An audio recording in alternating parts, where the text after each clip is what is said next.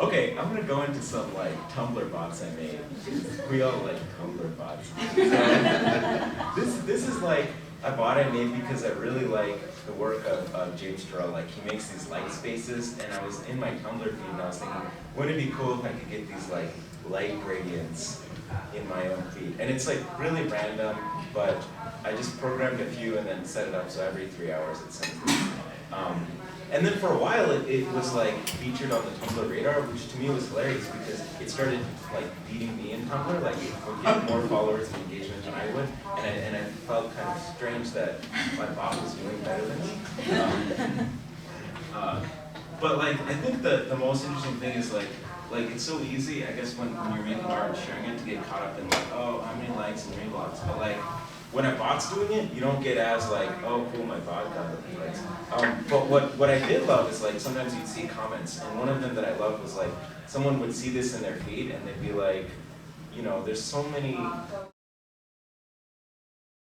stressful and overwhelming things, and I really love when I can see this in my feed because it's like a tiny moment of calm, and that I was like, oh, wow, cool. We like I'll never meet this person ever. I don't know who this person, like I can look at their Tumblr feed, but it's like this mishmash of you know how Tumblr is. But we both had this shared moment of like, you know, I wanted something calming, and then I was able to share that and share that experience that I had through this little bot. Then it got a little bit stranger. Then I did. Are we still setting up? Okay, so I can start going. Oh, I'm good. Okay, okay. We're not gonna do this now. Okay, actually, I'll do this anyway. So this is like I love sunsets. I love sunsets, and so I started finding sunsets on Instagram and then pixel sorting them so they get these glitched textures, and then I'm pretty sure that's not on. Okay. And then just posting them into my feed. And then you get all of these abstract textures and then sometimes there's people in it too. And I look at it and I almost feel like it's like sand over time getting like washed away a little bit. It's kind of like, it feels a little ephemeral. It feels a little scary. Um, oh, what did I do to the images? Basically, I took this sunset, and actually, I can find the original image right here. I hope it's okay that I'm doing this tangent. And I pixel sorted it, in the sense that I sorted it by brightness. So the brightest ones at every column would go to the top, and the darkest ones at the bottom. And I guess it's taking a while to load. But the result is that it would ignore like the structure of a sunset, but more take into account like the various colors and the gradients of it. So that might load up in a little bit. Look at it. Okay, so oh yeah, so this is the sunset, and then like the pixel sorted one looks like that. So you can see the greens and the different colors. It's just like an abstract text. That's strange. Like it's just something I wanted in my life. So let's begin. I guess we're 15 minutes in. Okay, so I'll speed this up. Making art in the open, and when I say making art in the open, I mean like part of it is making it openly, sharing about the process, sharing the code, but then also making it as like public art or internet art, just ways that people can access it outside of, say, a gallery. Um, I'll begin by mentioning a few things about myself. I think, first of all, everyone should have a GIF of themselves that gets them pumped about things. And if they're nervous or anything, they can just look at it and be like, oh, awesome. All right, everything's going to be totally great. Boom, one more time. All right, cool. So during my day gig, I'm at this company called Embedly, and what I work on there is helping people get a lot of different media, you know, be it from YouTube, maybe online, and help them build little media mashups with it. So various companies use it, and one of the things that I started pushing this in this direction in getting into publishers and use was playing with it in a form that I was really familiar with and where I learned a lot of stuff. And I'll go into a little bit further, but it speaks to this sort of hacker-maker culture, and that's starting this series of events. Okay. Um, called Hacking Journalism. And actually, I work on that with Lam right here. And the idea is to bring together journalists and developers and think about what is the future of news, what can we make. It's not necessarily to build out prototypes, but more build connections. And sometimes you can meet people through conversations, but other times you can form a deeper or a different kind of connection through making things together. And then what I'll focus on this talk is my experiments in interactive media and public art. And a few years ago, I began a company called New American Public Art with a few collaborators to make art that satisfies has a couple requirements. One is that the art is publicly accessible and that it's free. And the other is that it's interactive. And as I started getting into this, like I first began it in sort of a performative way, but I wanted to make things that could respond to you. And I learned a lot about that at this place called Sprout. And it's sort of, it's not the same space as it was before, but this is based in Somerville, right outside Boston. And you can see from this little blurb, community-driven investigations. And people who would come in from the outside would look at it and say, oh, this is like a hackerspace. But really the way that they envision themselves, and I think it really showed in a lot of what they did, was it's a place to make education yours. And they wanted people to think about things like science, like you could work a 9 to 5 and jam in the evenings and be a musician. Can you do that with science? Can you do it with mathematics? Can you do it with like programming? Can you do it with a lot of other different fields? And the way that manifested was through this space with a lot of tools, and they would have workshops, and they thought, all right, well, if we're gonna have this space for ourselves, why, like, what's happening with it the rest of the time? What's happening with an evening? So they opened it up. And it was actually here that I first learned how to do things like soldering, which like now I've done plenty of times, but like at the time I was like, oh my God, this is getting hot. I'm gonna burn myself. I'm terrified. But somebody across the table was like, don't worry about it. You'll be fine. And just that sort of like nonchalant, you'll be fine. I was like, all right, if anything happens, I can blame this person and it'll be okay.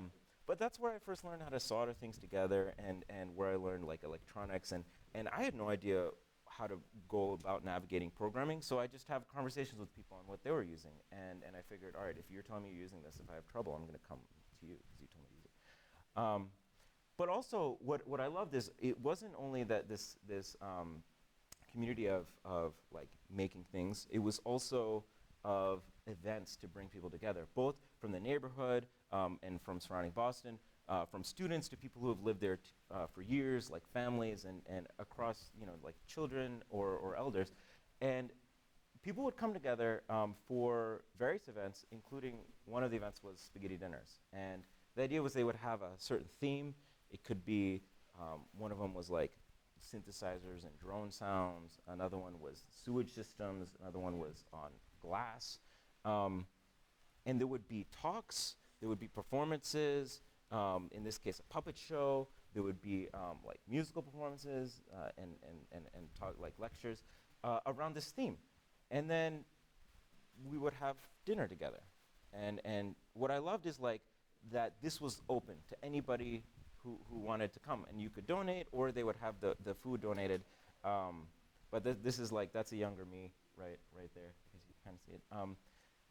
And a lot of the values that I saw them have, I realized really affected me, especially in making openly and in creating a community around things that you want to do, especially learning. So this idea of like, I can learn through a textbook, or as I did in school, like at an institution, or I can bring it further into my life in the way that I saw them do. So further on, other events that I did in the space were, as I was getting into interactive media, doing these events around, I didn't know how to do this stuff, so I'd curate events and ask people to bring things. And the idea was, could I make a space for people to bring their little experiments out of their room or their basement or wherever into a space and then share it? And originally I was thinking of it in the sense of like, all right, we could showcase these works. But one of my collaborators who saw some of the things I was messing with, like when I got a Leap Motion, one of the first things I did was like what many people start doing is they make a gesture synth, like a theremin. And I made this theremin and had my collaborator come over and he was playing with it, and he was like, oh, this is great, you should share it. I'm like, yeah, I wrote a blog post, I made some videos, and he's like, no, like not everyone can set this up. It's selfish of you to just keep it here for yourself. You should like bring this out somewhere. And so I saw this event as a means to do that in a very low-key kind of way. So what was nice also is seeing like little mashups of things I didn't expect. So here was some iPad drawing, and then people would cut out little pieces of paper and make puppets. I thought that was really fun. And more recently, this has continued through a series of talks, similar to talks that we might hear today, but around creative tech or interactive art that happens in Boston in various spaces. So now I'll get into some of the projects that I've been working on over the last few years. The first one is a completely analog project, but I see it after doing it, it sort of began with certain ideas, but after doing it, I saw certain things happening that I realized carried on into my other work and that I really wanted to preserve, that I think this one does successfully. So in this piece, it was imagining like Valentine's Day and how it had been incredibly commercialized. So how can people make it their own? And so I thought about covering the city in hearts. I was living in Portland at the time, but I was like, there's no way that I could do it, but what if we all did it? And so we found this giant art show and set up a little booth and cut out little paper hearts and brought like weed paste and things like that. And people were like, and chalk, and they were like, I could do this? And we're like, yes, you can do this. And it was more like giving this light permission on it, and this was before pre-Instagram, so we asked people like, oh, if you want to, you can send us a photo of the heart, and we'll post them all together. And people got really excited about it, and I loved like this aspect of giving these materials and then encouraging this creativity. But what I saw come in was this, like instead of just the photo of the heart somewhere, it was like people wanted their faces in it. They wanted to show themselves drawing it, and that's something. And like here, like look how he's very proud of himself for putting up this heart, and you could see that. But what was cool was seeing like not just these hearts, but that activity around it, and then the identities of people and how people wanted to like show themselves in it. They were really proud of it. And so I thought more about how these works, it began as sort of like, we can do this thing together, it can be interactive, to how can it become expressive for you in some way? How can you represent yourself in it some way? Here's another piece that is a mechanical kinetic piece, and you can imagine like a motor in it that's moving it, but we thought, all right, what if it's something that you could do, that the meaning of it is not just in looking at it, it's beautiful, but like your arm making this motion, and it has this sort of animation to it. And we set it up in Boston. That was in a later setup. But one of the things I loved seeing was like, families get involved with it, and then this daughter is like yelling at her dad, oh, come pick me up, I want to do it too. And then he picks her up, and then they do it together. But I thought that this object as a way to bring family together, but even people together, or it's like, hey, take a video of me doing this. I found really exciting in people making that experience their own through this interaction. Sometimes things start off as little prototypes. So like a lot of times you begin with an LED strip, and you're like, oh, this is awesome. In this case, we begin with we need sound.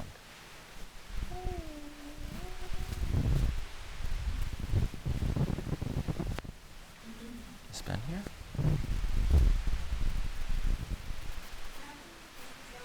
Yeah.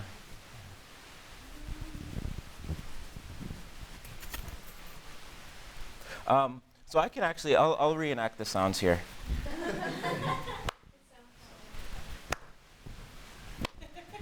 Okay. So it's basically like the sound responsive LEDs, and like I realized like having these LEDs animate is really exciting, but like when in making it interactive, you can get involved in this process. Like lighting up LEDs is really exciting, but when you're lighting them up, or when you give other people to, it takes that moment of wonder of being able to light it up yourself, and it gives them to the viewer. And you can imagine this sort of thing in a club or a gallery, but what we did is we set it up outside for a... Yep, yeah. And you've got the audio selected correctly in there? Let's see.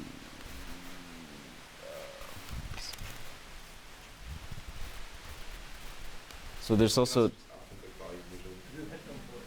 So you're on HDMI, it's HDMI, okay. You've got to switch it to this one? Headphones, yeah. Okay.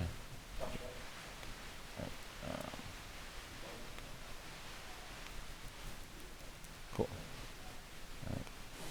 Yay, okay, cool. Okay, so usually you see this like you might see it in a gallery or club, but we thought, all right, let's put it outside for a Boston winter. And if you yell, it glows, and if you yell louder, it glows brighter. And usually if you yell like this in public, it's like you'd be crazy. But this object is like, no, keep going. Like, this is making me dance. I love this. Be louder. Tell people that happened, or were they just like having a conversation casually and the LED was like, whoa? So like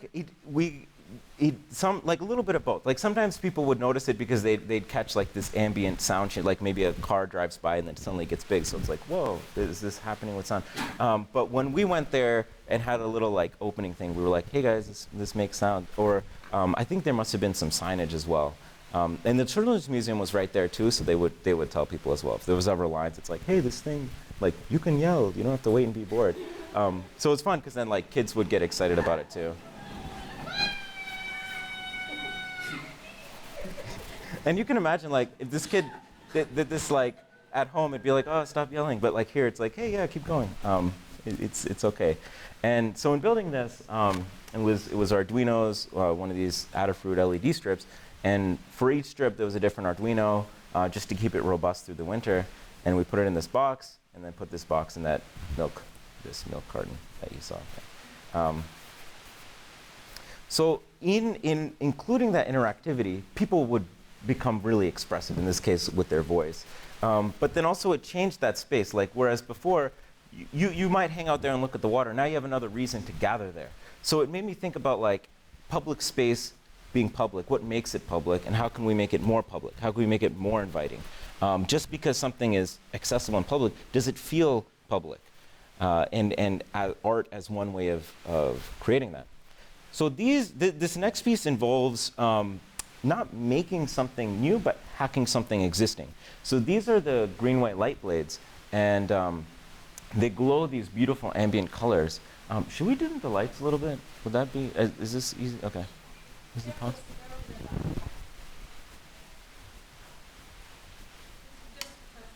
Cool. Is that fine for everyone? Okay. They glow these ambient colors, and we thought, all right, these are, and you could see the scale by how tiny those people are, like right at the corner. And this is interesting, but what if you could control it? Like, you don't really have agency over things at this scale in a city. So what we did was we added the ability to text them. So you could text them a color, like red, and they would glow red. Or you could text we'd add little Easter eggs. So we had one that was random, and here, autocorrect works wonderfully. And then it would glow random colors. And then at the opening, people gathered, and then you can imagine the moment of unveiling. Everybody texted it, and it was like going crazy for a while. But what was fun is seeing the data of what people were texting it. So we looked at a small chunk of it, and you'd expect like red, blue, green. But then there was fish. And it's like, whoa, what's going on with this? And then I looked at the breakdown of fish, and then the different numbers, and somebody texted it 40 times. So I imagine like somebody on their commute during those months, like being like, hey, check this out, I can fish. Oh, cool, fish. And it's right by the aquarium, so I could see how that happens. But we also posted the code online so everyone could see the different commands and start messing with them. The way that worked was, so that on the left you see this, the light blades at first had, they had the light blades and then this DMX control and the color box. And basically what we did was we added this open hardware board called the Rascal that can operate as a server, connected it to Wi-Fi in the Greenway, and then we had our own server running that could speak to SMS. When people texted a number, we would receive that, communicate to the box, and it would change the colors. So it's like, how do these existing things, how could we make them more available to people? And when people saw this happening, it's like, whoa, okay, what else could I control in a city? Like, what else is available to do from phone? And like, it was nice because it's not like a smartphone app. It's not like a web app. It's like SMS. So it's a lot more available to people. And there was a number put there that people could text. So like, this is the most exciting thing for me, that like, now I can change things at that scale in a city that I couldn't before. So here's a few other LED experiments. This is like playing with like a website that works on an iPad or a phone and messing with that. And here's another one, which is like, again, a website, but on an LED grid. You can imagine like, this is what it looked like, and I wanted to make it look respectable so people wouldn't be threatened by it.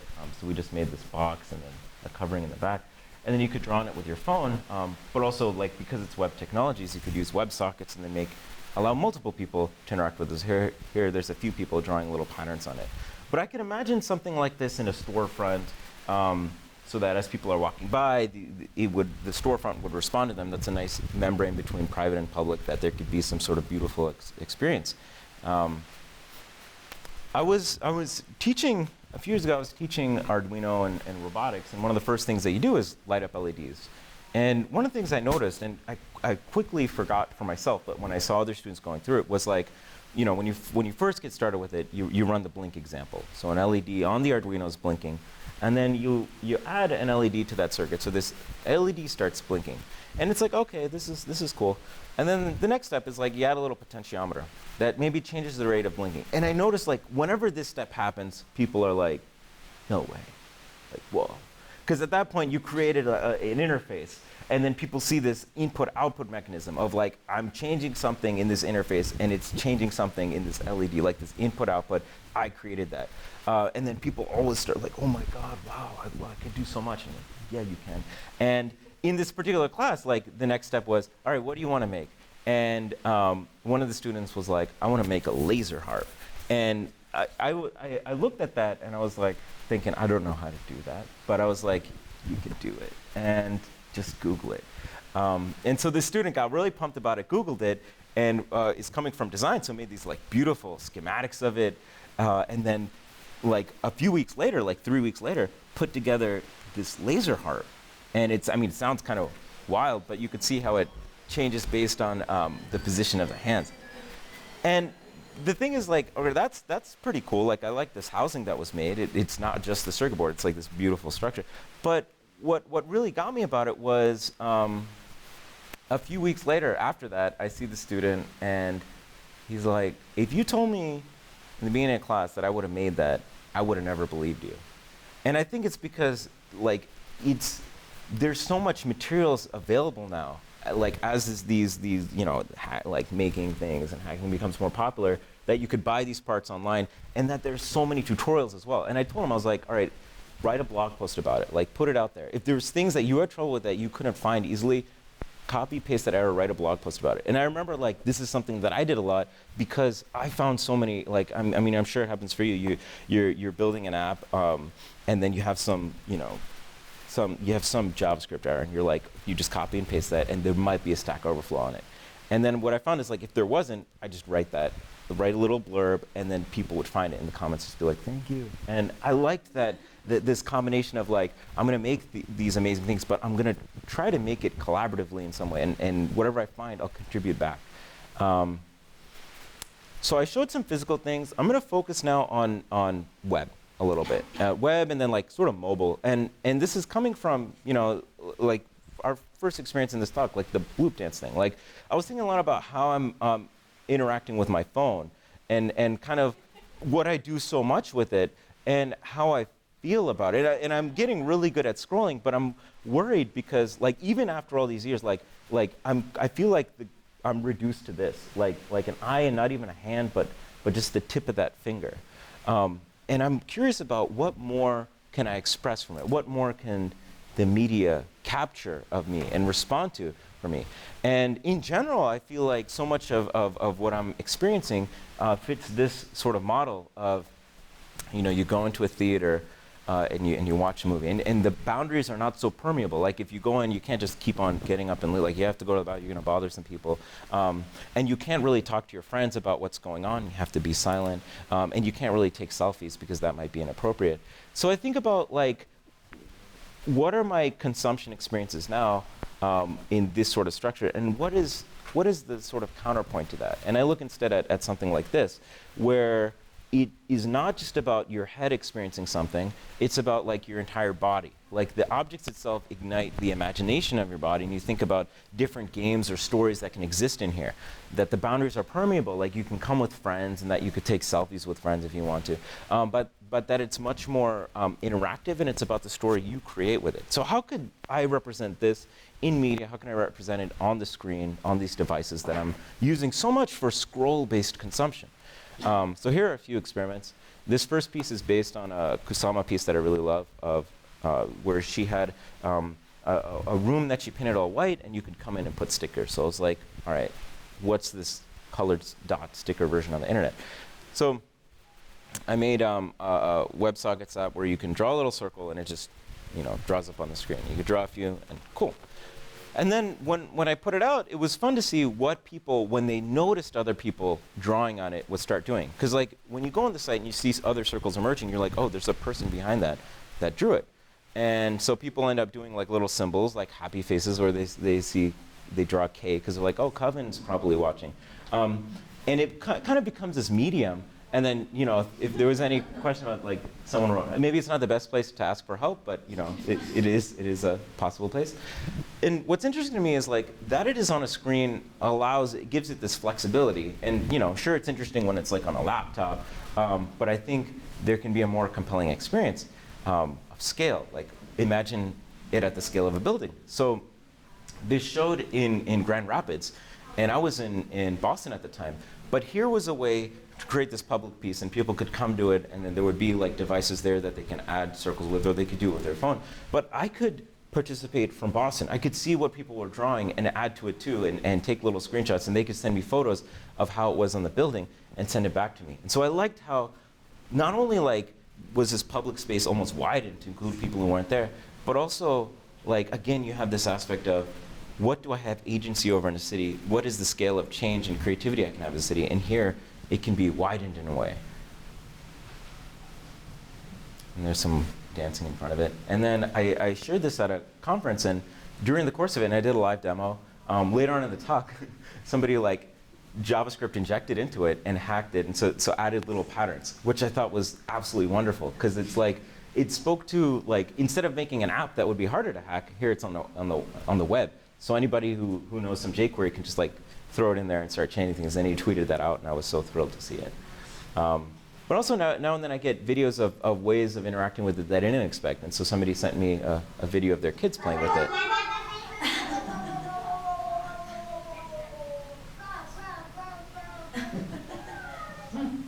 And this made, like I saw this and I was like, oh, this is so wonderful. I would have not expected this, but that they're like hanging out and laughing, and then the father is recording this and you know feeling really happy made me like, wow, that was a nice surprise. This is a second example of these little dot experiments, and in this one your cursor just becomes a tiny little dot that when you click plays sound. You can move it around and it plays different sounds. And if somebody else is on the site, they see your dot, they see your sounds. So behind every dot you realize that there's a person who's making sounds at you, and you can make sounds at them. And what happens is, like, in the beginning, it's very chaotic, as you can expect. But then something begins to happen. There. So people start noticing each other and responding to each other. And even though it's a very constrained, sort of anonymous space, they start, like, following each other or mimicking certain patterns. And this has sort of like a really profound, kind of intimate feeling when it happens. Like I remember I was on this like at like late at night, and then somebody else was in it, and we were just like making little sound patterns for a while.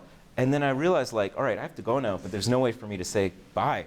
And I felt kind of bad because we shared this moment, but I had to leave. And then I was wondering, like later on, I was wondering, all right, I wonder how other people are feeling about this, like what they feel in it. And I saw a conversation on Twitter.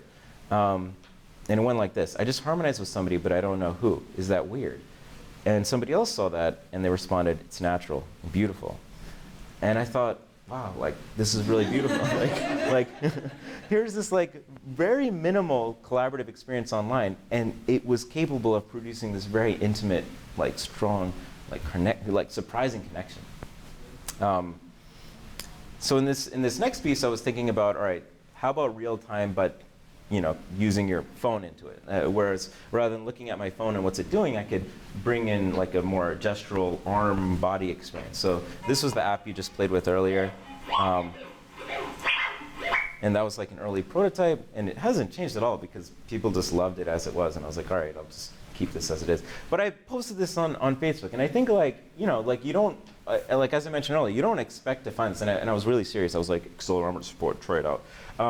But then the first response was like, holy crap, I just annoyed the entire room for 10 minutes of bliss. Just hold it on and run around away from people chasing you. And so like, this person just found delight in like almost playing a tag game where he was annoying everyone, and then they couldn't stop him because he kept making sounds as he ran. And I just thought that was really fun. So I took that experience, cleaned it up a little bit, and then made it such that your paths draw on a screen, and that people can draw different paths together. So that there's a parallel between, like what's happening, the activity on the phones, and then how it's represented up on the screen. And my favorite part about this was like, there was like an opera show that just got out, and people were coming out and seeing this, and they would see this, and it's like it's so different from what you might experience in opera. But they're like, "Wow, this is really cool." And I'd say, "Yeah, you can have this. You can take it home. It's like all in a website. It's all JavaScript." And they'd be like, "What? No way." And I'm like, "Yeah, if you have a phone and a laptop, you can run it at home." And I liked that the openness that it wasn't just about the experience here at the opera, but it's something that you could take back with you. Or you could share with a friend, and then they could do this if they're far away. And you could see them right on this. And so it kind of mirrored the activity on the ground up there, but also like people who weren't around who wanted to get involved could. This is another mobile gestural experience. Basically, I see like different opportunities in the mobile browser, and I'm like, all right, what do I see is not really like, where do I want more exploration? Where do I see more possibilities? So in this one, it's like an app that, based on your orientation, plays a drone sound. So it's almost like a dowsing rod where you try to get a harmony and then kind of move in that direction, take a step in that direction. It determines steps by the accelerometer. And then eventually, like if you're doing this in a gallery show, you're gonna bump into someone. And they'll be like, what the hell? And you'll be like, no, it was the app. It wasn't me. And then you have like something to talk about. You're like, oh, hey, yeah, what is this? And I wanted to think about how this device could be used as serendipity. And again, like if you bump into someone, it's just a link. You could just send it to them and be like, here, try it out. Another possibility is that app of drawing little light trails and seeing it projected, you could invert. So instead of everyone drawing on canvas, that canvas can draw to everyone else. In this case, instead of drawing, it sounds. So this person at the center is a composer, and we work together on making this collaborative sound texture piece. And you can hear the sounds don't come from instruments at the front. They come from you, from your hands. And you can hear these arpeggiators coming from all around. So it has this gorgeous texture, and then you can adjust it a little bit. And he changes the chord of it somewhere in the middle.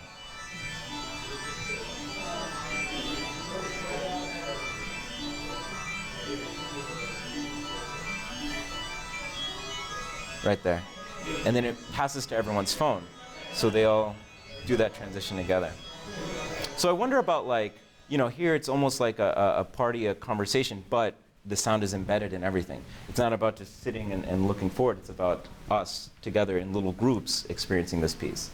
So I'm gonna talk about, go in depth in this piece and then go into what I'm working on now. But this piece was sort of looking at physical and digital. And originally began because of looking at possibilities with using laser cutting and putting together shapes. And on Thingiverse, there was this face pattern. So we started messing around with this face pattern and made it, and it was by Congorilla. And we put it on, it was like kind of creepy. We're like, what if we make it bigger? And then this light festival happened, so we were like, what if we make it even bigger? And we rendered it like that, and I was working with my collaborators, and we're like, all right, we have this giant face. What should we do? And we were like, well, what if you put your face on it? Wow. And it's like kind of frightening. We were like, wouldn't that be wild? Like, what's going to happen? And people, when they see their face at that scale, it's like really zany. And so they start acting really bizarre. And what I love is like in the context of a festival, like you see that bizarreness, and then you're like, oh, you're intrigued by it, and then maybe you'll get involved in it too. But I notice people like, there's other two ways people can go. People can become like a benevolent god or a terrifying demon. And the demon ones are certainly a lot of fun. But what I noticed is like, every time someone sat, like their friend or somebody would take a photo. And it started making me think of like selfies as a metric of connection or success or something. But even more so than that, when this was up, it made me think about who are the faces that are represented in public space. And maybe it's historical figures in bronze. Like it's a very specific narrative. And here in a city, there's a wider multitude of narratives that aren't really captured. So maybe this can be a way to capture them. And people sit down and they make a goofy face, and this is them being projected huge. Their friends take a photo, and that is my experience in this space.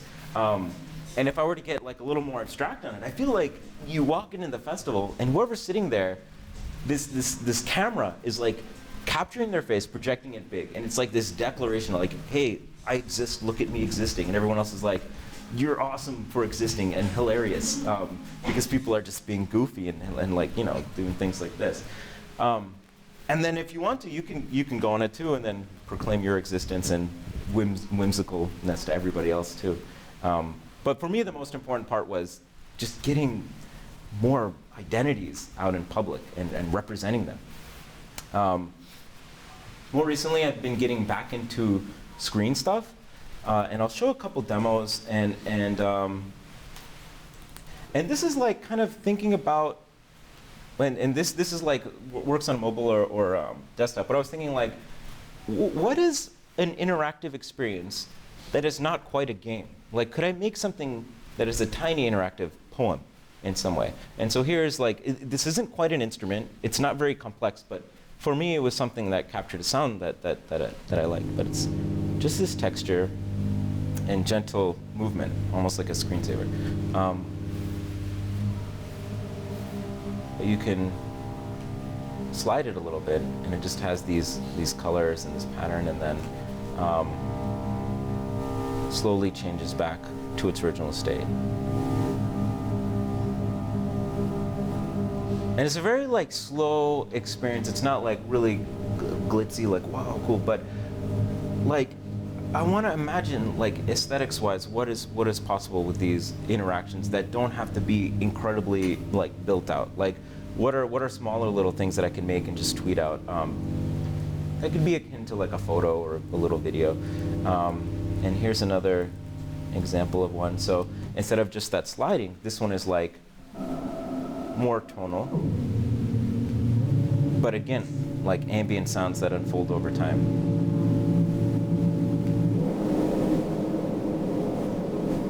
And I just got really obsessed with ambient drones because I found them relaxing. But a while later, like I didn't intend this as an instrument, but a while later, one of my favorite musicians in Boston, she makes incredible beats, was like telling me, oh, hey, I had my drum machine on one hand and this playing on my iPad in another. And that was like a possibility with it that I didn't really expect, like using it like as an instrument. But it made me really happy to see. It made me wonder, like, all right, I should just explore, whereas the first one had this one interaction, this one has another single kind of interaction. What are the other different possible? Maybe I could draw and it would play a loop or something. What are the other little things that I could do now that become much easier in a browser, that become shareable and people can add to, that can be explored with like sound or visuals? I got overwhelmed with aesthetics, so I kind of stopped that for a little bit and just calmed down by drawing. So this is the last thing I'm going to talk about, which is very, like, much more personal, much more individual, not interactive. When I started doing it, I was wondering, like, what is my identity as an interactive artist, because I'm not interactive anymore.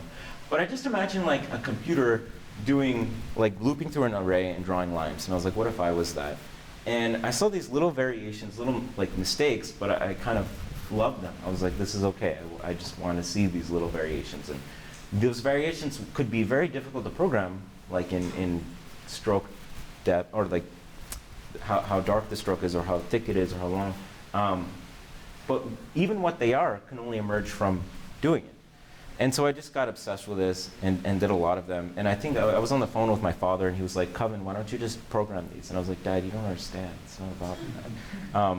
But what's cool is he took this last drawing and he sent it back to me, like photo manipulated. And he's been getting into photography, but like we'd never collaborated on any art thing before. Like his whole life was an engineer and then recently got into photography. But here we were like, he was sending me these strange op art renditions of my work, and I thought it was great. And my mom saw my drawings and she was like, Coven, I used to do these as a school kid.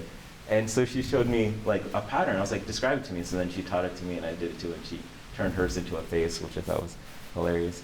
But I started like getting a little bit bigger, and then making videos and live streaming it. And it was kind of like people would see this and be like, Coven, go faster. And I'd be like, you don't understand. It's like, I can't. So I just posted like time lapses of it. You know, maybe everyone will be happy. But the slowness of it, I like that, and that you know, the time in it you could very clearly see. Whereas like for an app, like you don't really, no one sees how much time you put into it. Maybe they can have an idea, but here it's like, all right, this is roughly 10 seconds to do. Now multiply that by a few thousand. And people seeing the process started like, oh yeah, it got obsessive. Yeah, I've become almost like a printer. But people would see that and then start sending me little like either crayon examples of it or their own little dot examples. And I thought it was fun. Someone had a to-do list on a whiteboard, and then she started this pattern overtook the whiteboard. And then to confirm its ephemerality, she like put it on the ground and stepped in the center, which I thought was like, I would never be able to do that. I would be stressed out, but I thought it was so fun.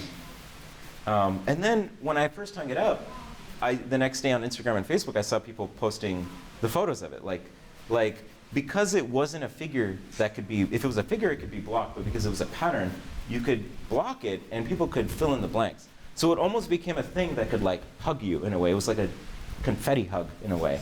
And I loved that. And I didn't expect it, but these are ways that it kind of, when this started happening, I was like, all right, this is what I'm about. Like from the other work that you've seen, this is like what excites me most.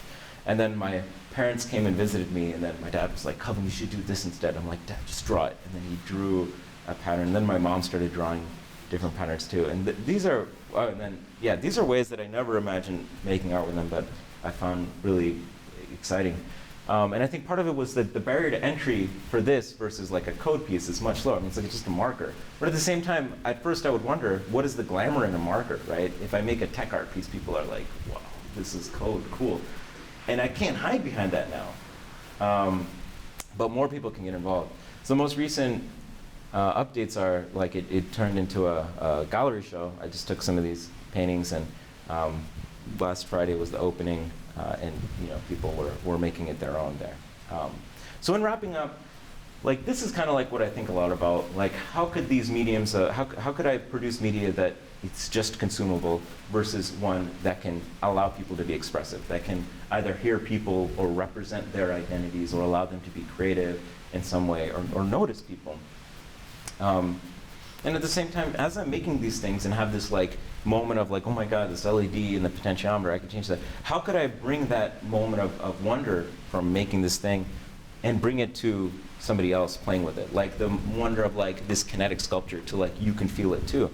How can I change the feeling of place? How can I change the way people think what is possible in a city to how people like feel more comfortable expressing both like alone or together?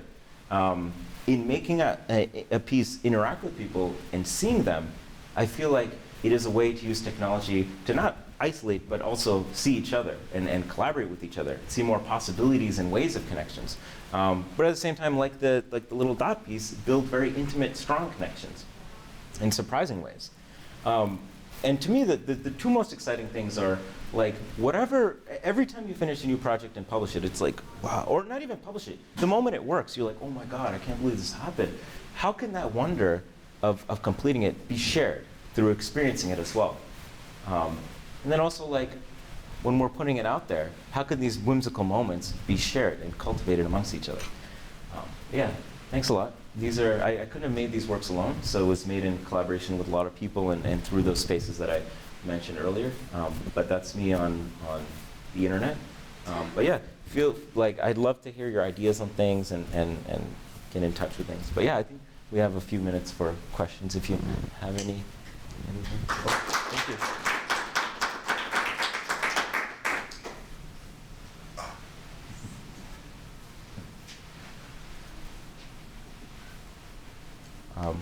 Is there anything that, I'm just going to play a drone sound now. Oh, yeah. I just had more of a comment. Sorry, I was a couple minutes late, but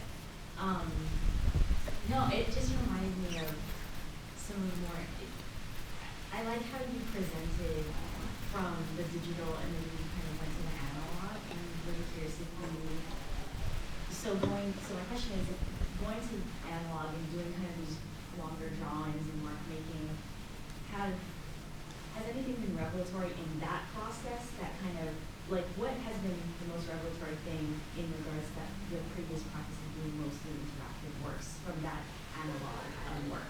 Yeah. Okay. So actually, like, I didn't even mention it, but this is the most shocking thing to me.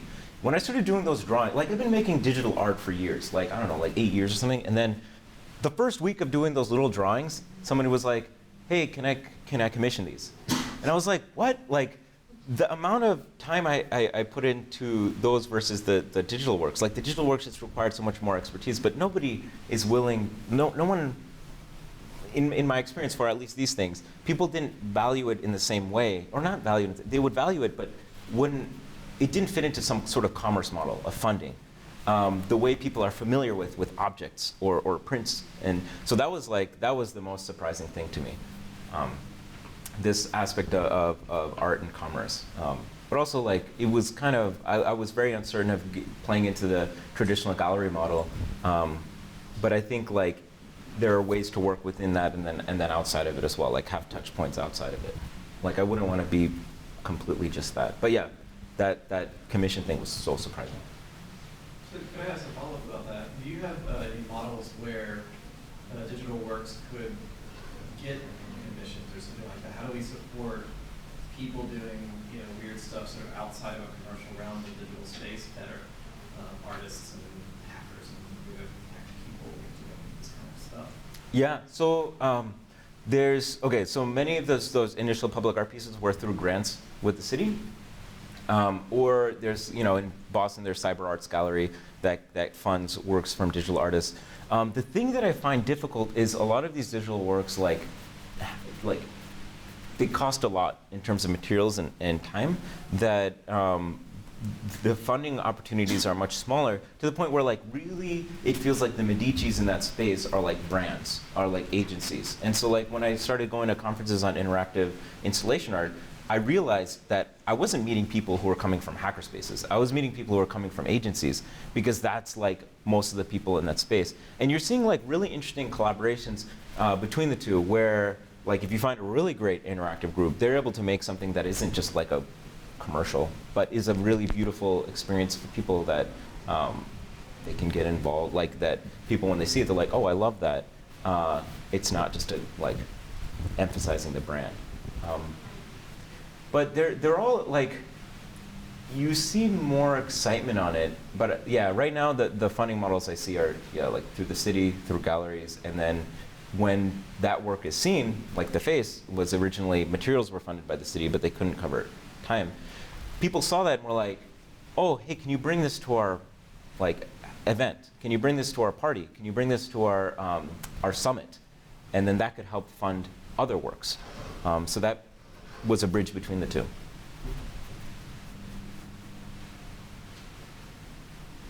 Have you ever engaged with like these interactive projects for like marketing purposes?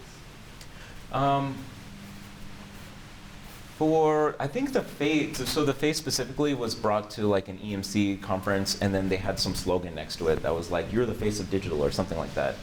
So that was like, that felt more marketing. And then at that point, it's like these photos become ad impressions, like almost like, it's like, okay, how many photos are taken, how do they spread? Outside of that, not really. I am seeing like, one thing I hope to see more of that I'm starting to see is like you start seeing mobile, like the idea of mobile games that news publishers are making, that are very minimal. And I'm actually excited to see even more like minimal interactive things becoming as like a possible medium to work in, because I think they're still very meaningful, but people don't really look at that as a possibility. Yeah. Because like when I think about like if you walk into Times Square, it's just like you're just getting bombarded by overstimulating images. So much that they don't really even engage with them. Like there's marketing everywhere to the point where you're like, ah! Yeah. But I'm thinking about what it would be like if like every single one of those jumbotrons you could have your own part in. Does that make sense? Yeah. If you could engage in the marketing that's like feeding you into this capitalist society, like you're like At least you're having fun. At least you're having fun. Yeah. At least you're making things. I feel like even on both ends, it's just like more conducive. Like if you're stimulated and intrigued by something, of course you're gonna pay attention to it. Yeah, I love that. I love that idea. And the thing is like, it's an amazing area to consider because it's like Times Square scale, number of people. Does it hook up to the internet? Like, well, there's all these amazing questions. What is what is narrative in that in these 30-second, 10-second, 5-second windows? Yeah, I think like that's an area where people are hungry for ideas. So if you have ideas for like things to render on Times Square, like you like render it, show it to people, they'd be like, what? Because yeah, you're right. Everybody's trying to get attention there, and what's nice is like hopefully it doesn't go into. I mean, like the only real way to do it is making compelling experiences because those people ignore it and just be like, this is annoying. And that's the only way people actually take a photo with it, which I like. If they feel like they're part of the experience themselves. So y'all can totally hang out as much as you want. There is a panel starting in probably about 5 minutes in the other room on trolling. But please keep talking if you so desire. FACETS is known for being a chill conference, and we like to keep it that way. So be chill. I brought little gallery cards if anybody wants one. They're just like, I used to make collages out of them, so I just bought some.